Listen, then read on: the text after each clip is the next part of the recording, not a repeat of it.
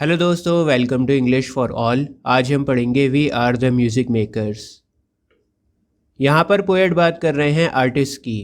Artist कौन होते हैं? जो लोग नॉवेल्स को लिखते हैं, म्यूज़िक को बनाते हैं, गाने गाते हैं, पोएम्स को लिखते हैं, पेंटिंग्स बनाते हैं। अब इस तरह के लोग बहुत ज़्यादा क्रिएटिव होते हैं और ये लोग सोसाइटी से अलग थलग रहते हैं।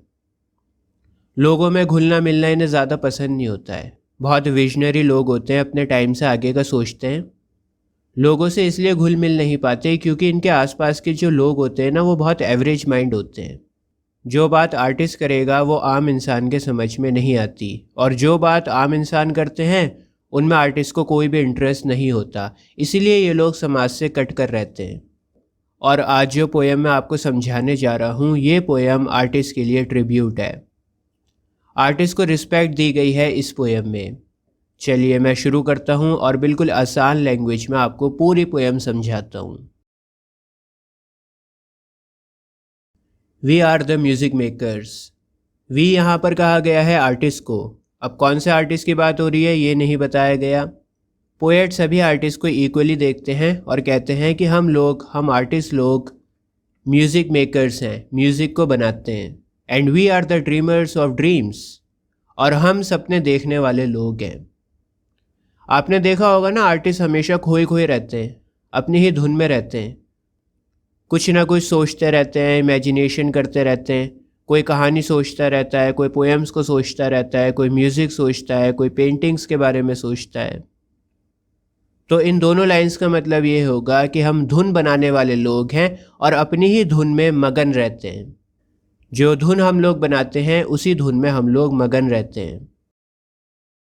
Wandering by lone sea breakers and sitting by desolate streams, बड़ी और तन्हा बहने वाली लहरों के पास हम लोग भटकते हैं, और हम वो लोग हैं जो सुनसान धाराओं के पास में बैठते हैं।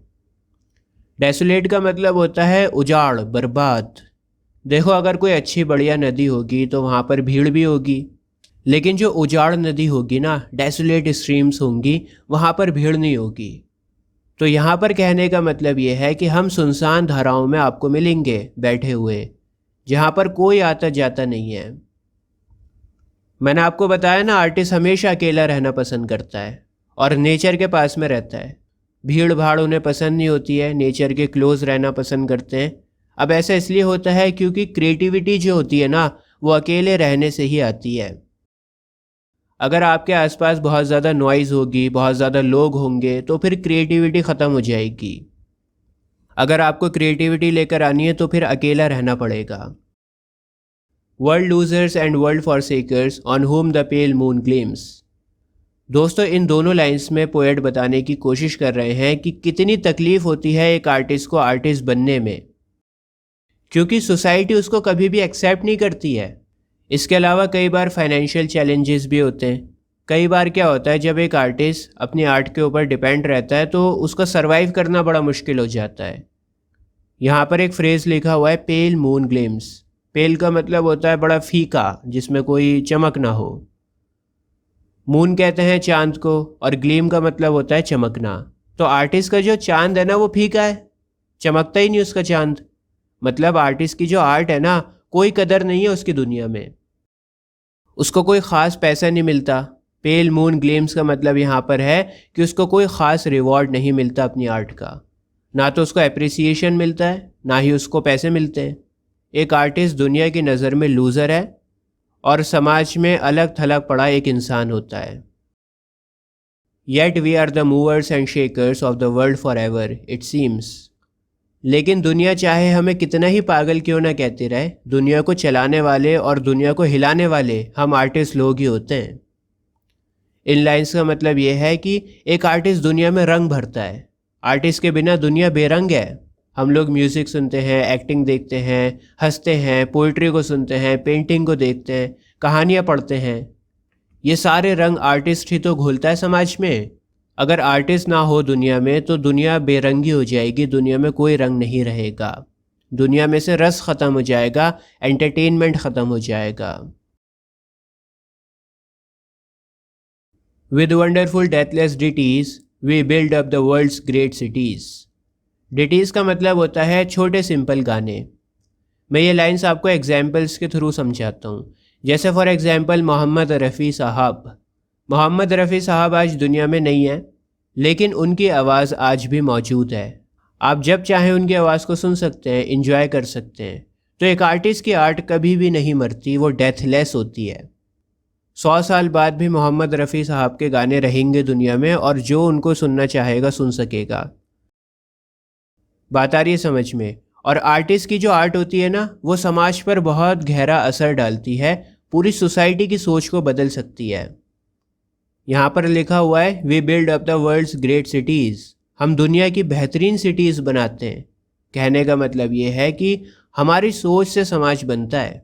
हमारी सोच का बहुत गहरा असर पड़ता है समाज के ऊपर। लता मंगेशकर जी अगर एक गाना देशभक्ति पर रोकर गा देती ना, तो लाखों लोग उनके साथ में रो देते। ऐसा होता है असर एक आर्टिस्ट का समाज के ऊपर, और आर्टिस्ट ही है जो समाज को बनाता है। And out of a fabulous story we fashion an empire's glory. और हम आर्टिस्ट लोग ही अपनी मिथिकल कहानियों से एक एम्पायर को बना सकते हैं, उसको अच्छा दिखा सकते हैं। जैसे अभी थोड़े दिन पहले एक फिल्म आई थी रणवीर सिंह की, बाजीराव मस्तानी। अब हम लोग को इतना नहीं पता पेशवा बाजीराव का दौर किस तरह का था, हमने तो नहीं देखा कि कैसे कैसे चैलेंजेस आते थे, कैसे ड्रेस हुआ करती थी, क्या कल्चर हुआ करता था। लेकिन एक आर्टिस्ट इस तरह की मिथिकल स्टोरी बना सकता है जिससे वो किसी भी किंगडम को शान और शौकत दे सकता है, किसी भी एम्पायर को महान बना सकता है। ये वाली लाइंस मैं अभी आपको समझाऊंगा, पहले आप आगे की लाइंस पढ़ो, तब आपको समझ में आएंगी। आगे लिखा हुआ है, one man with a dream at pleasure shall go forth and conquer a crown, and three with a new song's measure can trample a kingdom down. दोस्तों, राजा अपने किंगडम को बढ़ाने के लिए क्या कुछ नहीं करता। लड़ाइयाँ करता है, आसपास के राजाओं को मारता है, तरह तरह की मेहनत होती है, तब जाकर एक अंपायर बनता है। आसान शब्दों में मैं ये कहना चाह रहा हूँ कि एक राजा बड़ा ताकतवर होता है, और इसीलिए वो राजा भी है। भाई कमज़ोर होगा तो राजा कैसे होगा? लेकिन आर्टिस्ट जो होता है ना, वो राजा से भी बहुत ज़्यादा ताकतवर होता है, क्योंकि अगर आर्टिस्ट ने कोई बात राजा के ख़िलाफ़ लिख दी तो उसका साम्राज्य तहस नहस हो सकता है, उसकी मेहनत मिट्टी में मिल सकती है। आपने इंग्लिश में एक कहावत सुनी होगी, the pen is mightier than the sword, माने कलम तलवार से ज़्यादा ताकतवर होता है। तो यही बात घुमा फिरा कर बोलना चाह रहे हैं कि एक कलम तलवार से ज़्यादा ताकतवर होता है। एक आर्टिस्ट राजा से भी ज़्यादा ताकतवर है।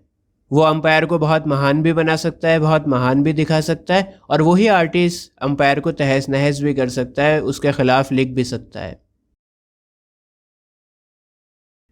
We in the ages lying in the buried past of the earth built Nineveh with our sighing, and Babel itself in our mirth, and overthrew them with prophesying to the old of the new world's worth. For each age is a dream that is dying, for one that is coming to birth. दोस्तों, third stanza में भी poet ने artist की ताकत के बारे में बात की है। पोएट कहते हैं कि एक आर्टिस्ट हर दौर में समाज में रहते हैं। जब से दुनिया बनी है ना, तब से आर्टिस्ट भी है दुनिया में। यहाँ पर दो सिटीज़ की बात हो रही है, बहुत इंपॉर्टेंट है, याद कर लेना, नोट कर लेना। एक सिटी है निनवा और दूसरी सिटी है बैबल। ये दोनों बिब्लिकल सिटीज़ हैं, मतलब बाइबल में इनका रेफरेंस है, और आज के दौर में ये इराक है, इराक में है ये दोनों सिटीज़, और हज़ारों साल पुरानी ये सिटीज़ हैं। लेकिन अब ये सिटीज़ नहीं है, आज कोई और लोग हैं, आज कोई और कल्चर है, आज कोई और नाम है। सिटीज़ बदल गई, कल्चर बदल गया, लोग आ गए नए, हर चीज़ बदल गई। नए शहर बसते हैं, पुराने उजड़ते हैं। ये सब चलता रहता है, और बिल्कुल इसी तरह से आर्टिस्ट का काम भी बदलता रहता है।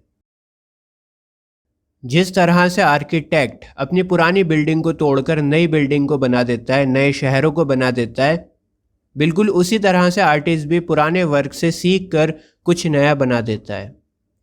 जैसे मैं आपको एग्जाम्पल देता हूँ, एग्जाम्पल से थोड़ा बढ़िया समझ में आता है। मोहम्मद रफ़ी साहब का एग्जाम्पल लेते हैं। मोहम्मद रफ़ी साहब का एक दौर हुआ करता था, लेकिन आजकल के बच्चे मोहम्मद रफ़ी साहब के गाने सुनना पसंद नहीं करेंगे। आज अरिजीत सिंह के गानों को सुना जाता है, कल को अरिजीत सिंह पुराने हो जाएंगे, कोई नया आएगा। तो ये दुनिया का नियम है, पुराना जाता है और नया आता है। एक आर्टिस्ट दुनिया का सबसे क्रिएटिव, सबसे जीनियस इंसान होता है, बहुत विजनरी होता है, और कुछ ना कुछ इनोवेशन करता रहता है। एक आर्टिस्ट अपने वक्त से पहले पैदा हो जाता है, जो फ्यूचर के बारे में सोचता रहता है और कुछ ना कुछ नया बनाता रहता है। उम्मीद है दोस्तों आपको इस वीडियो से हेल्प मिली होगी। अभी आपकी स्क्रीन के ऊपर आईएससी की प्लेलिस्ट आ रही है। इस प्लेलिस्ट पर क्लिक करके आपको आईएससी के सारे चैप्टर्स मिल जाएंगे बहुत ही आसान लैंग्वेज में। आज के लिए बस इतना ही। जय हिंद।